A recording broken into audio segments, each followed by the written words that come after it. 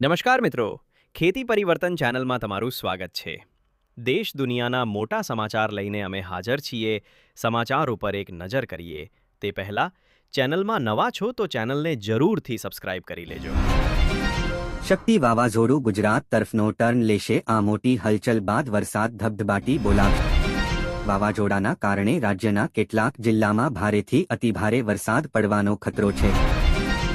આ સાથે ગુજરાતના દરિયાકાંઠે વાવાઝોડાની અસર દેખાઈ રહી છે. દરિયાકાંઠાના અનેક વિસ્તારોમાં કરંટ જોવા મળી રહ્યો છે. ચોમાસાની વિદાયની બ્રેકની સાથે વાવાઝોડું શક્તિએ ખેડૂતોની ચિંતા ડબલ કરી દીધી છે.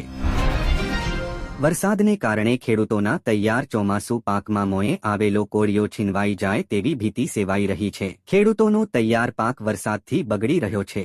ત્યારે આ શક્તિ વાવાઝોડું જે ગુજરાતથી દૂર જતું રહ્યું છે, પરંતુ તે વળાંક લેતો આ સિસ્ટમ યુ ટર્ન મારીને ગુજરાત તરફ આવી શકે છે. 6 ઓક્ટોબરે ગુજરાત તરફ શક્તિ વાવાઝોડું યુ ટર્ન લેશે.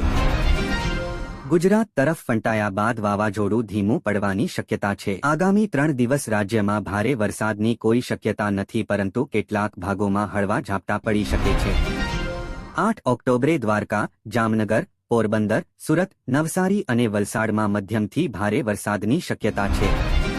અમદાવાદમાં છૂટાછવાયા સ્થળે હળવા વરસાદની આગાહી કરવામાં આવી છે. આ વર્ષના ચોમાસાની ઋતુ પછીનું પહેલું ચક્રવાત અરબી સમુદ્રમાં રચાયું છે.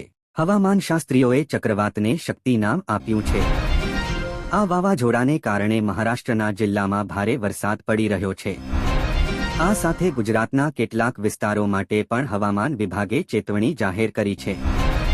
હવામાન વિભાગે જણાવ્યું હતું કે ચક્રવાત શક્તિ પૂર્વીય દરિયાકાંઠાના રાજ્ય ઓડિશાને અસર કરે તેવી શક્યતા છે.